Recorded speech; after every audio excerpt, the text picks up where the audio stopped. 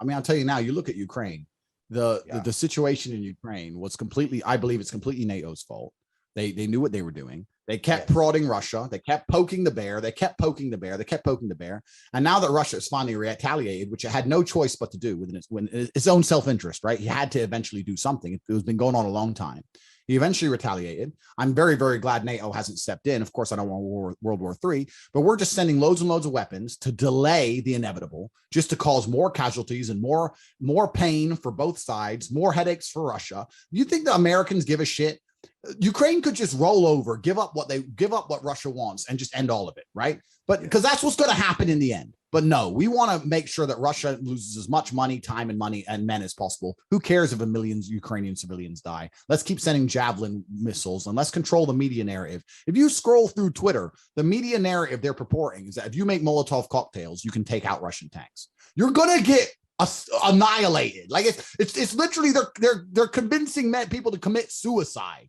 It doesn't matter because that just puts up the civilian casualties, adds to the narrative they need to make Russia the bad guy. And the worst thing about all of this, we made all these sanctions, these unprecedented sanctions against Russia.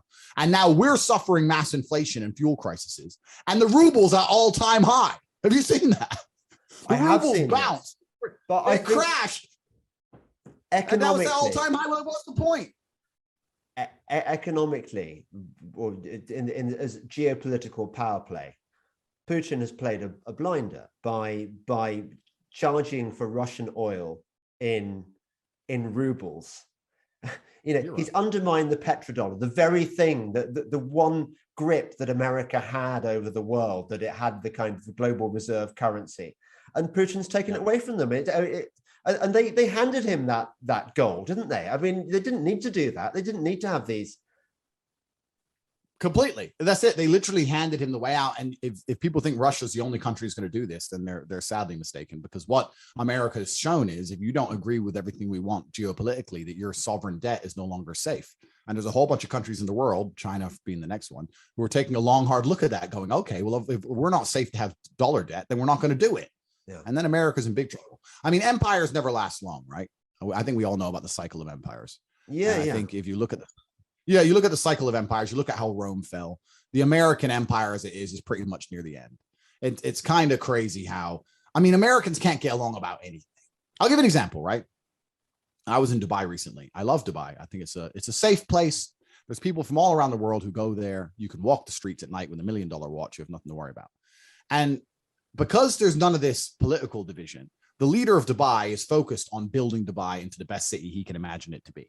Whereas if you look in the West to our political systems, we're so busy fighting each other, infighting, corruption this, corruption that. It's just crazy. If you look at the American political system, how much time, money, and effort is wasted just fighting against each other before they worry about their geopolitical enemies on the outside, before they worry about enhancing the lives of normal Americans. The Senate is just constantly out for itself. And I'm not saying that democracy is a bad thing. I'm just saying the current democratic systems we have, at least in the West, have just eroded to the point now where they're a joke. It's not democracy. It's something else. It's they call it representative democracy. It's not. I mean, so every 4 years you get to vote in a new bunch of crooks who are the same as the old bunch of crooks, and suddenly they're in charge and you don't get any vote anymore. That's the thing. Yeah, it's completely true. And